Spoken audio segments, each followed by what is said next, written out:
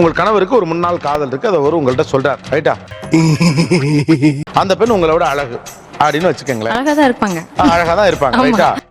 இந்த நடிக்கிற வேலை தானே என்கிட்ட வேணாங்கிறது. உங்களுக்கு அது பத்தின கற்பனைகள் எதுவும் கிடையாதா? நோ கமெண்ட்ஸ், சிம்பிளி வேர். ஏதோ சேர்த்துக்கிட்டு வச்சுக்கிட்டு இருக்கேன். கோவம் வரும் சார், வரும்.